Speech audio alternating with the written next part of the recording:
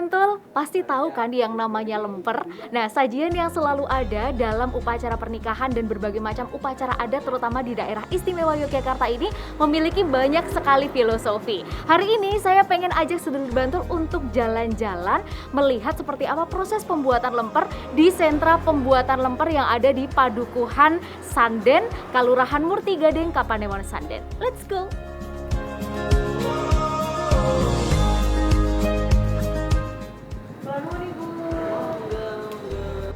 Padukuhan Sanden Kalurahan Murtigading menjadi sentra pembuatan lemper di Kabupaten Bantul.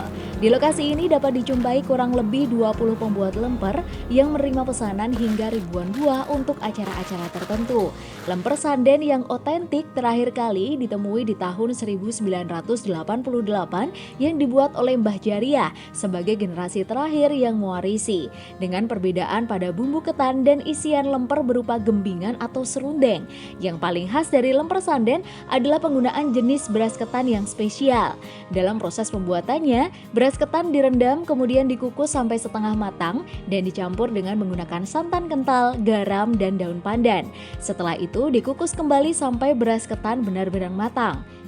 Nah, sedulur Bantul, saya mau coba juga sepertinya untuk membungkus dari si lemper yang sudah dikepeli tadi. Yuk, kira-kira bisa nggak ya?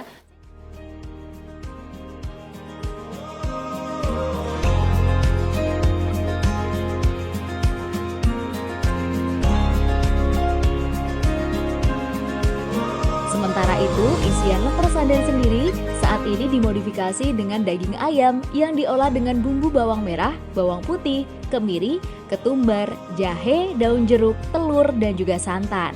Setelah semuanya siap, kemudian ketan dikepeli bersama dengan isian, kemudian dibungkus dengan menggunakan daun pisang kluthuk. Daun pisang kluthuk dipilih karena kadar airnya yang sedikit sehingga klorofil yang dihasilkan cenderung sedikit yang menjadikan lemper Sanden tetap berwarna putih di dalamnya. Gini, Bu.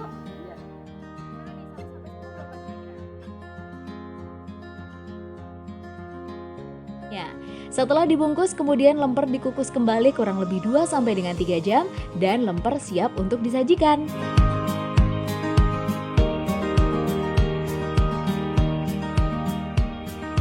Sejarah mencatat bahwa ketenaran lemper Sanden tidak terlepas dari peran Nyai Pucang Sari dan keturunannya, seorang keturunan dari Mataram yang menetap di daerah Pucanganom Murtigading Sanden.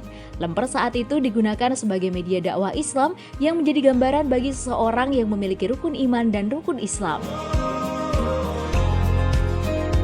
Nah, sedulur Bantul, itu tadi perjalanan saya melihat proses pembuatan lemper di sentra pembuatan lemper yang ada di Padukuhan Sanden, Kalurahan Murtigading, Kapanewon Sanden, Bantul.